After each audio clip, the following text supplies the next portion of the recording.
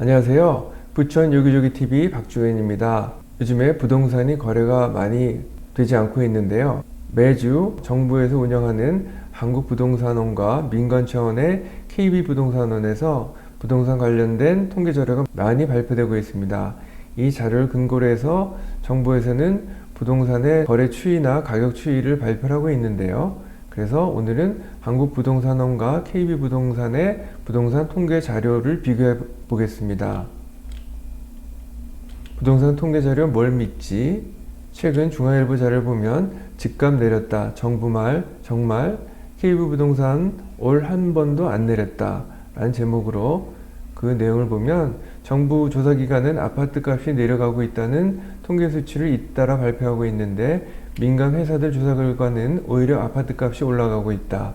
정부는 정부 조사기관 통계치만을 근거로 집값이 하향 안전세를 보인다고 하고 있지만 실제 시장 상황은 다를 수 있다. 정부가 부동산 시장이 안정되어 가고 있다는 것을 보여주기 위해 안정세로 나타나는 통계치를 쓰는 것 아니냐는 지적도 나온다. 이렇게 주간 부동산 통계가 공공기관과 민간회사가 서로 달라 주택 수요자들이 헷갈린다는 지적이 나온다. 그래서 그 내용을 보면 이거는 2021년 12월 27일 대비 2022년 2월 28일까지의 누적 데이터입니다.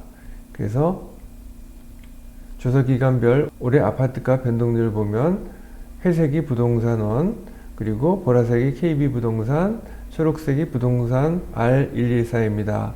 그 중에서 서울의 부동산원 자료를 보면 정부는 최근 부동산원 통계를 근거로 서울 아파트값이 추세적 하락에 접어들었다고 평가한다. 지난해 말 이후 집값 상승 동력이 떨어졌다는 것이다. 그래서 2개월 평균 0.04% 하락했다는 이 데이터를 근거로 정부에서 집값이 많이 내리고 있다라고 얘기를 했지만 하지만 KB부동산과 부동산 114 통계를 보면 섣불리 하락 전환을 예단하기 어렵다. 또 대선 이후 정책 변화도 집값 흐름의 핵심적인 변수다. 한 부동산업계 관계자는 과거에도 정부가 단기 지표의 변동을 근거로 집값 안정을 말했다가 집값이 다시 오른 사례가 여러 번 있었다고 지적했습니다. 참고로 경기, 인천, 전국의 아파트값 변동률을 보면 정부에서 발표하는 한국부동산원은 대부분 마이너스이지만 민간 업계에서 발표하는 자료는 대부분 플러스인 것으로 알 수 있습니다. 그래서 2021년 12월 27일부터 2022년 3월 7일까지의 아파트값 변동률을 다시 정리해 봤는데요. 서울의 경우에 부동산원은 0.07% 하락, KB부동산은 0.22% 상승, 경기는 0.1% 하락, 0.17% 상승, 인천은 0.07% 상승, KB부동산은 0.46% 상승, 전국은 0.06 상승, 0.34 상승, 부천의 경우에는 KB부동산은 0.08% 하락, KB부동산은 0.41% 상승을 했습니다. 그래서 한국부동산원 자료는 하락 혹은 상승이 미미하다는 결과를 볼 수가 있는데 반면에 KB부동산 자료는 지속적으로 상승하고 있다는 것을 알 수가 있습니다. 다음은 전세값 변동률을 봤는데요.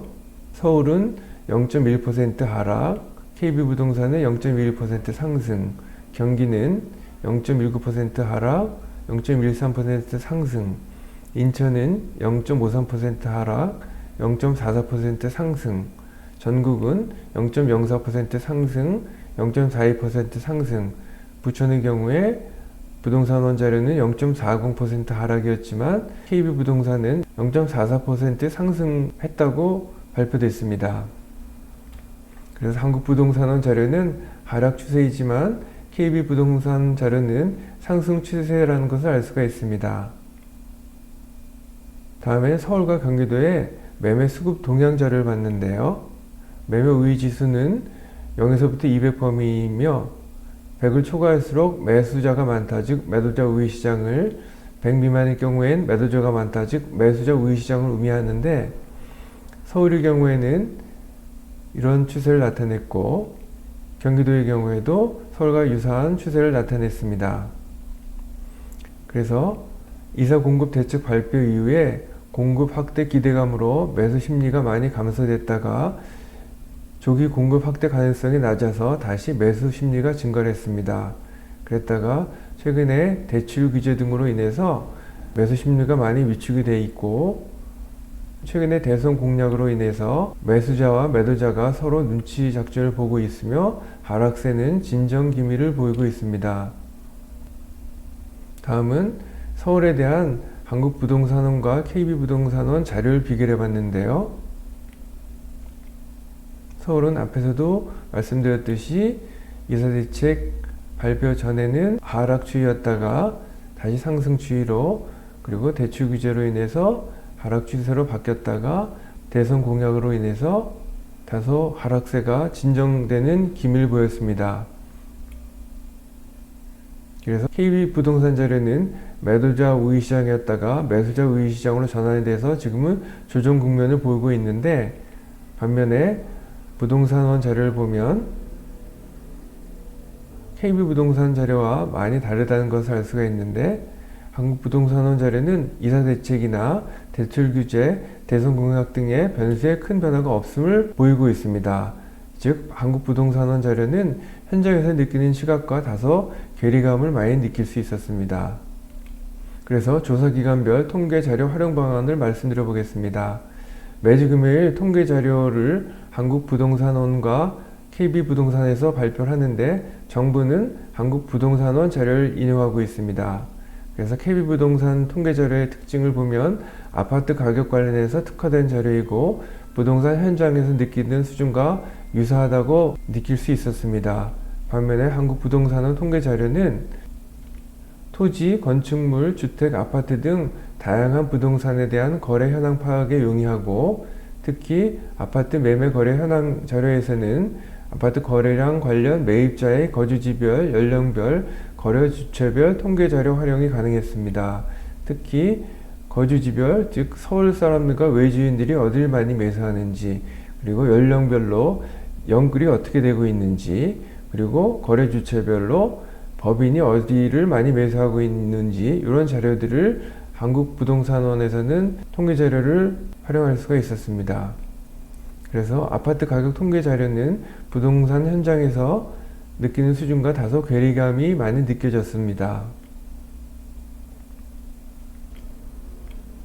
본 동영상과 관련해서 전화 주시면 성심껏 도와드리겠습니다. 지금까지 내용이 도움이 되셨다면 좋아요와 구독을 꾹 눌러주세요. 감사합니다.